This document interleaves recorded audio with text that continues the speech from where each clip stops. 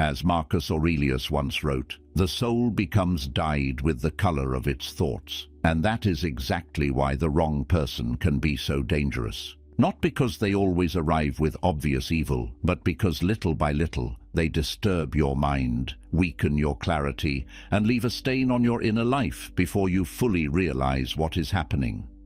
That is how toxic people often work in modern life. They do not always come through open cruelty. Sometimes they come through charm, softness, intelligence, woundedness, or the illusion of love. But after enough contact, you begin to feel the cost. You overthink simple conversations. You question your own reactions. You feel emotionally tired around someone who is supposed to care about you. And slowly, your peace begins to depend on their behavior. This is why Stoicism matters so deeply here. Epictetus taught that inner freedom is everything, and once another person begins ruling your peace, your thoughts, and your emotional balance, something sacred is already being taken from you. Seneca warned that character is contagious and that we become more like what we repeatedly keep close to us. Buddhist wisdom says that repeated disturbance, when left unexamined, becomes suffering. So, this episode is not only about recognizing a toxic and evil person. It is about protecting your mind before confusion becomes attachment, and before attachment becomes self-betrayal. And now, let's begin with the first sign. The first sign: they disturb your inner peace. A toxic person is often difficult to recognize at first because they do not always look dangerous. Sometimes they seem calm, polite, intelligent, even kind. They know how to sound reasonable. They know how to make their behavior appear harmless. And that is exactly why this sign matters. The danger is not always in how they look from the outside. The danger is in what keeps happening inside you after you deal with them. You leave the conversation feeling heavy. Your thoughts become crowded. You replay small moments that should have been simple. You start wondering whether you misunderstood something, whether you were too sensitive, whether you should have stayed quiet, whether you should have explained yourself better. Little by little, peace becomes harder to keep around them.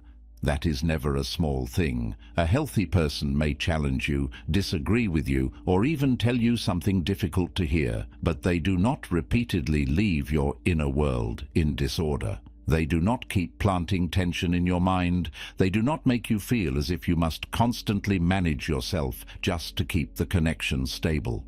A toxic person often does this quietly. They may not insult you directly, they may not create a dramatic scene, but somehow, after enough contact, you feel more drained, more unsettled, and less like yourself. That repeated effect is already telling you something important. Marcus Aurelius wrote, "The soul becomes dyed with the color of its thoughts." That is why this sign deserves attention. A harmful person does not always damage your life in one obvious moment. Many times, they begin by disturbing your inner climate. They leave behind guilt, self-doubt, restlessness, and emotional fatigue. You may not be able to explain it perfectly yet, but you can feel the cost. Your peace becomes weaker around them, and your clarity starts taking too much effort to protect. So this is where honesty begins. Stop judging people only by their manners, their charm, or the pleasant version of themselves they know how to present. Judge them by pattern. Ask yourself a simple question. What happens to me after I'm around this person? Do I feel calmer, clearer, and more grounded? Or do I feel drained, tense, and emotionally scattered? That answer will often reveal more truth than their words ever will. And this is also where protection begins. Stop dismissing your inner disturbance just because the person does not look openly cruel. Not every harmful person is loud. Some of them work slowly. They weaken your peace first. And once your peace is disturbed, your judgment becomes easier to shake. So if someone repeatedly disturbs your inner peace, do not ignore that signal. Very often, your inner calm notices the truth before your mind is ready to accept it. The second sign: they cross small boundaries first. A toxic person rarely begins with obvious harm. They usually begin with something small enough for you to excuse. A dismissive joke that makes you uncomfortable, then a look that tells you not to make it a big deal. A habit of ignoring your time, speaking over your no, pushing a little further after you already hesitated, asking questions that feel too invasive, or acting entitled to your attention in ways that seem minor when viewed one by one. That is how it often starts, not with one shocking act, but with a series of little crossings that quietly test how much access they can take without resistance. This matters because small disrespect is never only about the moment itself. It is also about what the moment is training. Every time someone crosses a line and nothing happens, they learn something. They learn that your discomfort can be negotiated. They learn that your silence can be used. They learn that your patience may be easier to exploit than your anger. And over time, what began as something subtle starts becoming the atmosphere of the relationship. You stop noticing how much you are adjusting because the adjustment becomes normal. A healthy person notices your boundary and respects it, even if they do not fully understand it at first. A toxic person notices your boundary and presses on it. Sometimes they do it with charm, sometimes with guilt, sometimes with confusion, as if you are the difficult one for wanting basic respect. And because the crossing is small, you may talk yourself out of reacting. You tell yourself it is not worth the conflict. You tell yourself, maybe you are reading too much into it. You tell yourself, you should be more understanding. But repeated disrespect does not become harmless just because it arrived quietly. This is where Stoic discipline becomes practical. Epictetus taught that if you do not define what is acceptable, other people will define your life for you. That is exactly the risk here. Boundaries are not decorations. They are protections. They are the shape of your self-respect in daily life. And when you fail to protect the small lines, it becomes much harder to protect the larger ones later. What you excuse too many times eventually stops looking like an exception and starts becoming the rule. So pay attention to the early signs. Notice who keeps leaning past your limits just to see if you will retreat. Notice who treats your no as the beginning of a negotiation. Notice who keeps making you feel that respect is somehow too much to ask for. Because the second sign is not only that they crossed a line, it is that they felt comfortable testing whether your line was real at all. And if someone keeps doing that, believe the pattern before the damage becomes deeper. The third sign, they keep you confused. One of the clearest signs of a toxic person is that clarity becomes harder every time you deal with them. You try to address something simple, and somehow the conversation turns into fog. You explain what hurt you, and suddenly the focus is no longer on what happened, but on your tone, your timing, your sensitivity, your memory, your attitude. You begin with one issue and end up defending your entire character. That is not healthy conflict. That is confusion, becoming a method of control. This is why this sign is so exhausting. A healthy person may misunderstand you once or disagree with you honestly, but over time, things become clearer. With a toxic person, the opposite often happens. The more you explain, the less settled you feel. The more you try to be understood, the more mentally tired you become. You leave the conversation with more questions than answers. You start thinking, maybe I said it wrong. Maybe I should have waited. Maybe I should have been calmer. Maybe I am the problem. Little by little, you stop trusting your own direct experience. That pattern matters. Toxic people often survive through mental exhaustion. They keep the issue moving, shifting, blurring, and changing until you're too drained to hold on to what was true in the beginning. And when that happens often enough, confusion starts doing their work for them. You become easier to control because you are now spending more energy trying to make sense of them than protecting yourself from them. This is where Stoic wisdom becomes useful in a very practical way.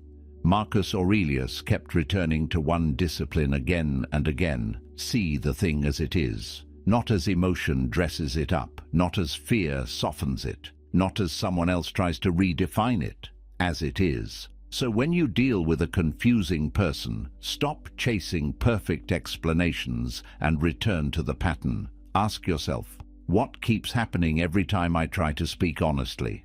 Do they twist the focus? Do they make the obvious feel debatable? Do they leave me mentally scattered while they remain strangely untouched? That repeated pattern is often the truth. And this is also where protection begins. Speak clearly, but do not over-explain. Say what is true, but do not keep arguing for your right to feel what you feel. A person who wants understanding does not need endless clarification. A person who needs you confused will never be satisfied by it anyway. So, if someone repeatedly leaves you more mentally tangled than before, stop treating that as a communication problem alone. Sometimes it is a character problem. And sometimes the strongest thing you can do is stop chasing clarity from the person creating the fog. The fourth sign, they punish your independence. A toxic person often seems comfortable with you only when you are easy to reach, easy to influence, and easy to disturb. As long as you keep explaining, overgiving, adjusting, and making yourself emotionally available at all times, the connection appears stable. But the moment you become calmer, less reactive, less available, or more certain of yourself, something changes. Their tone becomes colder. Their attitude becomes sharper. They seem offended by distance that would be normal in any healthy relationship. Suddenly your self-respect starts being treated like disobedience.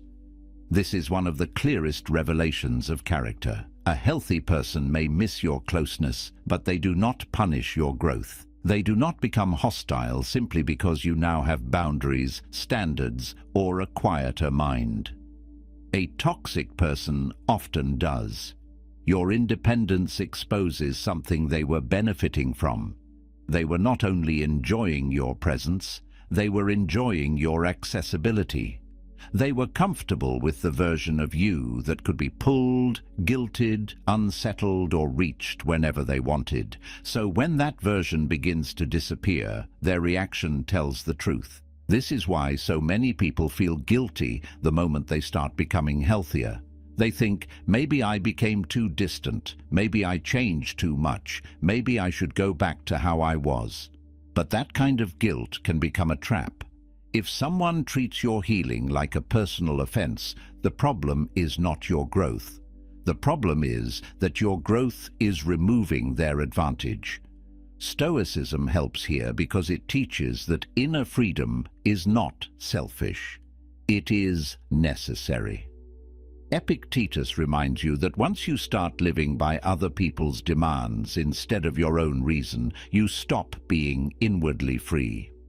So pay attention to what happens when you stop over-explaining, when you stop reacting instantly, when you stop giving endless access to your time, your energy, and your emotional state. Do they respect the change, or do they try to punish it? Do they become more respectful or more manipulative? Do they accept your limits, or do they turn your self-respect into a reason to make you feel guilty? Those reactions matter, and this is where protection becomes very clear. Never apologize for becoming harder to control. Never call it cruelty when you are simply becoming more grounded. Some people only seem loving when you are easy to manage. But the moment your peace no longer depends on pleasing them, their mask starts slipping. And when someone punishes your independence, believe what that reaction is telling you. They were never attached to your freedom. They were attached to your weakness. The fifth sign, they hide harm behind honesty. Not everyone who speaks harshly is truthful, and not everyone who sounds blunt is brave. One of the most deceptive signs of a toxic person is that they hurt you, then defend the hurt by calling it honesty. They say they are just being real. They act as if your pain is proof of your weakness instead of proof of their lack of character. And because directness is often admired in modern life, many people get trapped here. They start respecting what should have warned them. They confuse sharpness with depth and cruelty with strength. But real honesty does not work like that. A healthy person may tell you something difficult, but their words still carry clarity, proportion, and some basic respect for your dignity. Even when the truth stings, it helps you see more clearly. It does not leave you feeling polluted, humiliated, or emotionally reduced. A toxic person does the opposite. Their words may contain fragments of truth, but the spirit behind them is corrupt. They do not speak to strengthen you. They speak to cut, dominate, belittle, or keep themselves above you. This is why you must learn to judge words not only by whether they are technically true, but by what they are doing to the soul. Stoicism respects truth deeply, but it does not confuse wisdom with humiliation. Seneca believed in frankness, but frankness in service of growth, not cruelty. That difference matters. One kind of truth corrects. The other kind of truth enjoys wounding. One leaves you stronger, even if uncomfortable. The other leaves you smaller, ashamed, and mentally shaken. A toxic person often hides behind the idea that they are helping you, teaching you, or showing you reality. But if their honesty consistently drains your self-respect and leaves no room for light, proportion, or usefulness, then you are not receiving wisdom, you are receiving harm, dressed in intelligent language. And that is why this sign can be hard to detect. The words may sound serious, the tone may sound confident, but confidence alone does not make something noble. So this is where protection begins. Stop being impressed by people who make harshness look like maturity. Stop calling it honesty just because it was spoken boldly. Ask a better question. Did this truth clarify, or did it degrade? Did it help me see, or did it simply make me feel smaller? Because truth should wake you up, not slowly break you down. And if someone keeps using honesty as a cover for cruelty, believe what is underneath the words. It is not strength, it is harm with a polished face. The sixth sign, they create the wound, then blame your reaction. One of the oldest tactics of a toxic person is that they disturb the situation, then act as if your response is the real problem. They provoke, dismiss, delay, ignore, disrespect, or quietly destabilize you. And when you finally react, they point to that reaction as proof that you are too emotional, too difficult, too sensitive, or too unstable. Suddenly, the conversation is no longer about what they did. It is about how you responded after being pushed for too long. This pattern is dangerous because it makes you lose sight of the full story. You begin looking only at your last moment instead of the long sequence that led to it. Maybe you raised your voice once after staying patient 10 times. Maybe you became distant after weeks of being disregarded. Maybe you finally spoke sharply after being quietly wounded again and again. But the toxic person isolates that one reaction and places all the attention there. In doing so, they hide the pattern and make you carry the shame. A healthy person cares about cause and effect. They do not provoke damage and then pretend innocence when that damage finally surfaces. A toxic person often does exactly that. They know that if they can keep you focused on defending your reaction, you will have less energy to examine their behavior. And once that happens, you start trying to become calmer instead of becoming clearer. You become busy improving your response while ignoring the environment that keeps poisoning it. This is where Stoic discipline becomes so important. Marcus Aurelius teaches you not to get trapped by the surface of a moment, but to look at things in full view. See the chain, not just the last link. See the pattern, not just the final explosion. Because when you look honestly, you may realize that your reaction was not the beginning of the problem. It was the result of repeated disrespect, confusion, or emotional pressure that had been building for some time. That does not mean every reaction is wise. Stoicism never teaches that loss of self-command is ideal, but it does teach fairness, and fairness means telling the whole truth. If someone keeps creating the conditions that wound you, then points at your pain as proof that you are the problem, do not accept that distortion too quickly. Step back. Look at the sequence. Ask what kept happening before that final moment arrived. And this is where protection begins. Stop defending yourself only at the point of reaction. Start studying the pattern that produced it. Because if someone repeatedly creates the wound, then condemns the pain it causes, they are not seeking truth. They are trying to escape accountability. And once you see that clearly, their strategy begins to lose its power. The seventh sign: they misuse access to your private world. A toxic person does not always attack you in public first. Very often, they begin by getting close. They listen carefully. They ask the right questions. They make you feel seen, understood, even safe. And because human beings naturally soften when they feel emotionally received, you start opening parts of yourself that you normally protect. You speak about your fears, your wounds, your insecurities, your past, your weak moments, your hopes. At first, it feels like intimacy, but later, something changes. The very things you shared in trust begin appearing in moments that feel wrong. Your vulnerability is used to pressure you, shame you, control you, or make you easier to handle. That is one of the clearest signs of a corrupt character. A healthy person treats your private world with care. Even when conflict happens, they do not reach into your wounds just because they know where they are.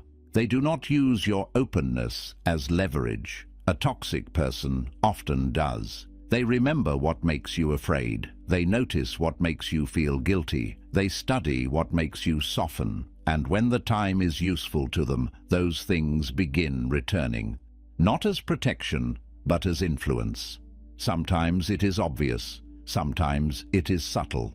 A look, a phrase, a reminder, a carefully chosen comment that touches exactly what you once revealed in confidence. This is why this sign is so painful. It does not only wound you, it teaches you to regret your own sincerity. It makes you feel that openness itself was a mistake. And that can be deeply damaging, because once someone has polluted your relationship with trust, you may begin closing your heart in places where it should have remained free and healthy. But Stoicism does not ask you to become cold. It asks you to become discerning.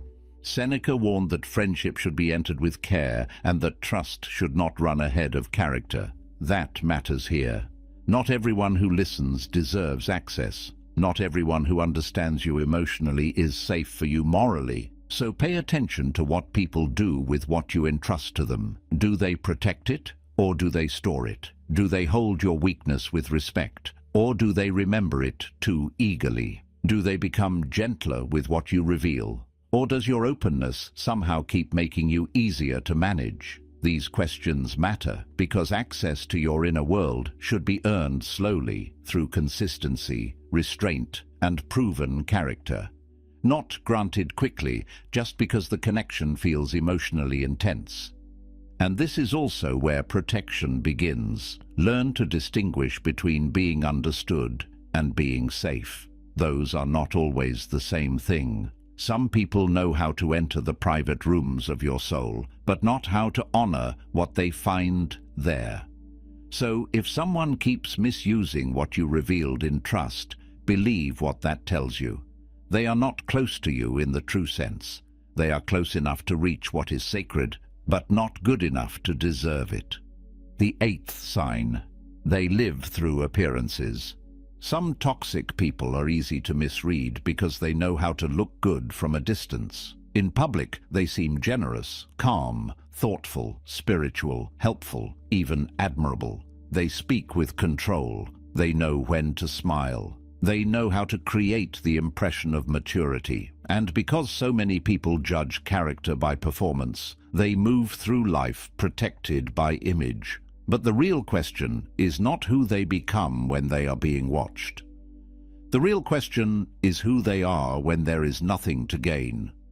This is where many people get trapped. They keep doubting what they have felt in private because the person appears so different in front of others. They think, maybe it is just me, maybe I misunderstood them, maybe if everyone else sees them as kind, then I am the problem. But that confusion is exactly what makes this sign so dangerous. A person can be polished in public and still deeply corrosive in private. In fact, some people are more careful with strangers than with the souls closest to them. They save their charm for the crowd and their darkness for the places where there is no witness. A healthy person is not split in this way. No one is perfect, but there is still a recognizable continuity in their character. The kindness they show in public is not a costume they remove in private. Their decency is not dependent on applause.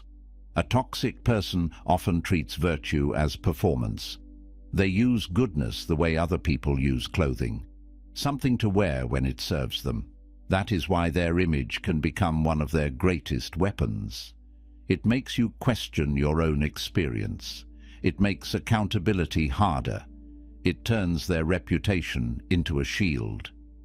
Stoicism warns strongly against being deceived by appearances. Marcus Aurelius kept reminding himself to look beneath surface impressions and return to what is real. That discipline matters here. Do not judge people by how convincing they are in public. Do not judge them by how admired they seem, how spiritual they sound, or how composed they appear when there is an audience. Judge them by consistency. Judge them by how they treat those who cannot reward them. Judge them by what happens when the room is quiet and there is no social benefit in being good. And this is where protection begins. Stop allowing public image to cancel private evidence. If someone repeatedly wounds, belittles, manipulates, or disturbs you in private, their polished public face does not erase that truth. It only explains why the pattern was harder to name. Character is not what shines under attention. Character is what remains when attention is gone. And if someone's goodness disappears the moment there is nothing to gain, then what you are seeing is not virtue. It is strategy. The ninth sign, they feed on guilt. Not every toxic person controls through force. Some control through emotional debt. They make you feel responsible for their sadness, their disappointment, their loneliness, their sacrifices, or the consequences of their own choices. Little by little, the relationship stops feeling like a free connection and starts feeling like a burden you are morally required to carry. You no longer act from peace. You act from pressure. You answer because you feel bad. You stay because you feel sorry. You give more because you fear what will happen if you stop. That is what makes this sign so dangerous. On the surface, it can look like compassion. You tell yourself you are just being understanding, patient, loyal, or kind. But something deeper is happening. Your empathy is being turned into a leash. The more sensitive and caring you are, the easier it becomes for the wrong person to make your goodness work against you. They do not have to threaten you openly. They only have to make you feel that protecting yourself would make you selfish, cold, or cruel. And once that idea settles inside you, your boundaries begin collapsing from the inside. A healthy person may need support, but they do not build a relationship on making you feel guilty for having limits. They may feel pain, but they do not turn that pain into a tool for access. A toxic person often does exactly that. They make your no feel like betrayal. Your distance feels to them like abandonment. Your honesty becomes something they present as harm. And because you do not want to be the reason someone suffers, you start stepping away from your own clarity just to keep their emotions quiet. This is where Stoic wisdom becomes very practical. Epictetus taught that you must learn to separate what is yours from what is not. Your choices are yours. Your values are yours. Your character is yours.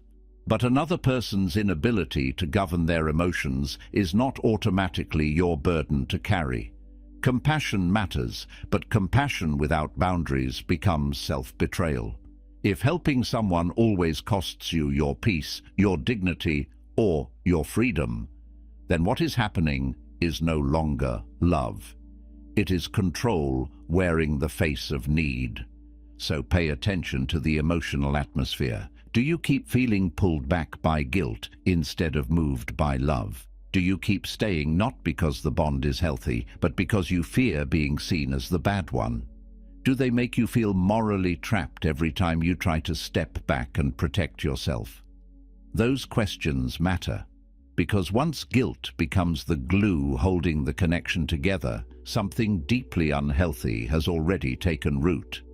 And this is where protection begins. You can care without surrendering yourself. You can understand someone's pain without making your life the payment for it. If a person keeps feeding on your guilt, believe what that pattern is showing you. They're not simply asking for love. They are asking for access through pressure. And if you do not see that clearly, you may spend years calling emotional captivity compassion. The 10th sign, they consume your attention. In modern life, a toxic person does not need to be physically present to weaken you. Sometimes their greatest power is not in what they do face to face, but in how much of your mind they occupy when they are not even there.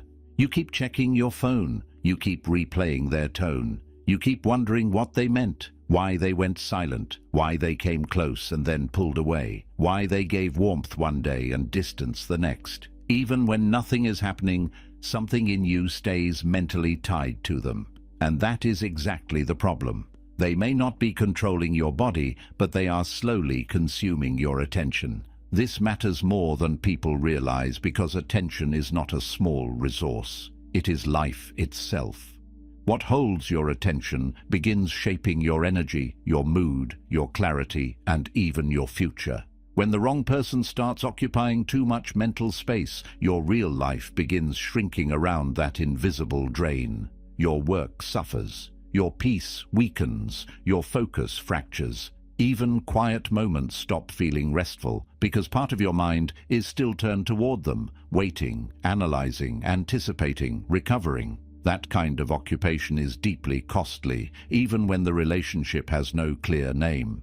A healthy connection may enter your mind, of course, but it does not take your mind hostage. It does not keep you emotionally busy while leaving you spiritually weaker. A toxic person often does. They may use inconsistency, mixed signals, strategic silence, selective affection, or emotional unpredictability to keep your attention activated. And once your attention is captured, your inner freedom starts weakening.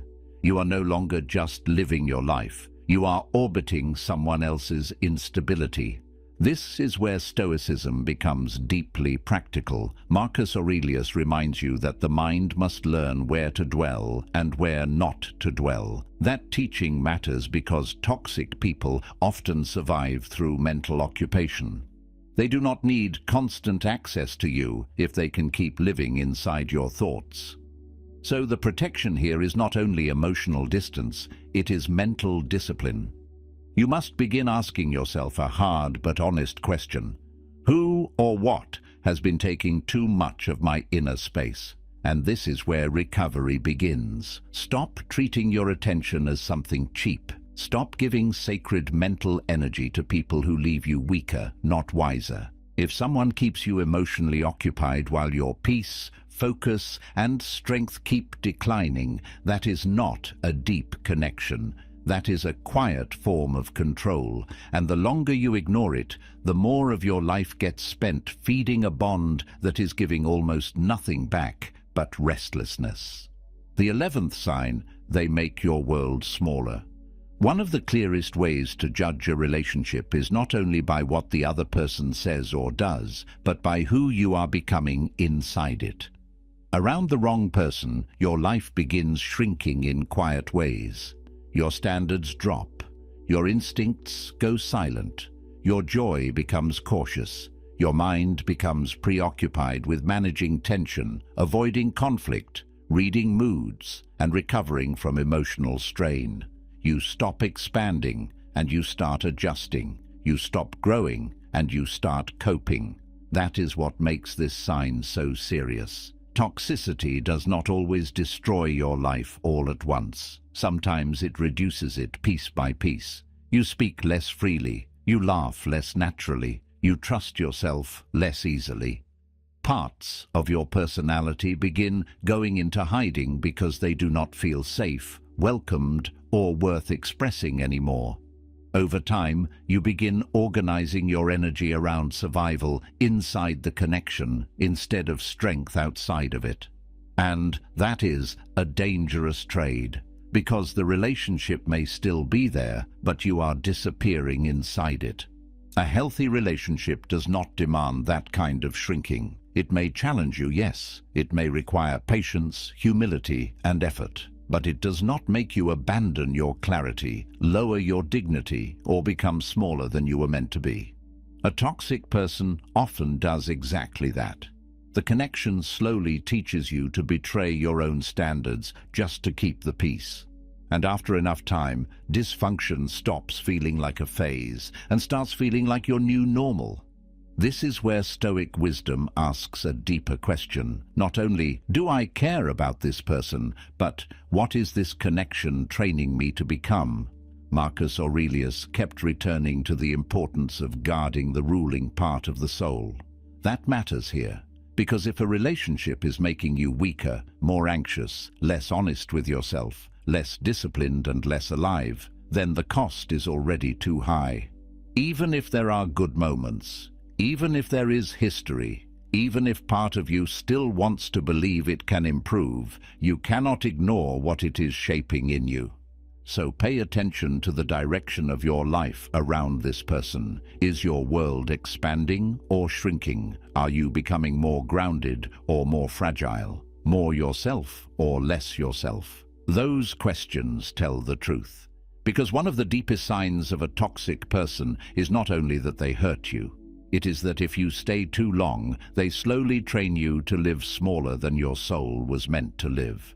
The 12th sign, they make chaos feel familiar. This may be the deepest sign of all, because it does not only reveal who they are, it reveals what staying around them for too long is starting to do to you. In the beginning, the instability feels wrong. The mixed signals feel exhausting. The disrespect feels sharp. The emotional swings feel unsettling. Your body notices it. Your mind notices it. Your peace notices it. But if you stay long enough, something dangerous happens. What once felt clearly unhealthy starts feeling normal. Confusion becomes routine. Tension becomes familiar. Emotional exhaustion becomes part of the relationship's atmosphere, and little by little, you stop asking whether this is healthy and start asking how to survive inside it. That is how people lose themselves, not always through one dramatic betrayal, but through adaptation. The nervous system gets used to stress. The heart gets used to inconsistency. The mind begins romanticizing intensity because calm now feels unfamiliar. You start calling emotional turbulence depth. You start calling unpredictability passion. You start calling anxiety connection. And that is a very dangerous shift, because once chaos becomes normal, you stop recognizing peace when it appears. You may even start distrusting it. This is why Stoicism matters so much here. Marcus Aurelius kept returning to order, clarity, and self-command, not because he wanted a lifeless life, but because he understood that the soul cannot stay healthy inside constant disorder. A toxic person often pulls you away from that order. They keep you emotionally activated, mentally scattered, and inwardly unstable until dysfunction starts feeling like intimacy. But peace is not emptiness. Consistency is not weakness. Calm is not the absence of love. Very often, calm is what love looks like when it is not mixed with control. So this is the warning: do not stay so long in a harmful pattern that your soul begins adjusting to what should have alarmed it. Do not let repeated confusion rewrite your standards. Do not let survival become your definition of connection. The moment chaos starts feeling normal, your judgment becomes harder to trust because you are no longer comparing the relationship to truth. You are comparing it to what you have gotten used to. And this is also where protection becomes urgent. If a person keeps making your life feel emotionally unstable, do not wait until you are completely emptied out before admitting what is happening. Step back while you can still hear your own inner voice clearly. Because once disorder becomes familiar, leaving feels harder, not easier. And that is exactly why you must act before your soul begins calling damage home. The hardest part about toxic people is that they do not always enter your life looking destructive. Sometimes they arrive looking wounded, thoughtful, attractive, calm, or even deeply connected to you. That is why seeing clearly matters so much. The danger is not only in what they say, it is in what repeated contact with them does to your peace, your boundaries, your clarity, your freedom, your attention, and your sense of self. Stoicism teaches you not to hate such people, but not to surrender to them either. Marcus Aurelius reminds you to protect the ruling part of your soul. Epictetus reminds you that inner freedom is too sacred to hand over to anyone who keeps disturbing it. And that is really the lesson of this episode. You do not need to wait for dramatic proof. You do not need to keep excusing what repeatedly weakens you. Patterns tell the truth. Effects tell the truth. The condition of your inner life tells the truth. So if someone keeps darkening your peace, crossing your lines, confusing your mind, punishing your strength, feeding on your guilt, consuming your attention, and making your world feel smaller, stop asking whether you're being too harsh. Ask a better question. What is this connection costing your soul? Because peace is not something you protect after everything collapses. Peace is something you protect before disorder becomes normal. And sometimes the most powerful act of self-respect is not explaining more, waiting longer, or hoping harder. Sometimes it is seeing clearly, stepping back, and refusing to let another person's darkness become the atmosphere of your life. Thank you for listening. If this episode spoke to something you have been feeling but could not fully name, stay with the channel and explore more. There is much more here for the part of you that wants peace without weakness, wisdom without coldness, and strength without noise.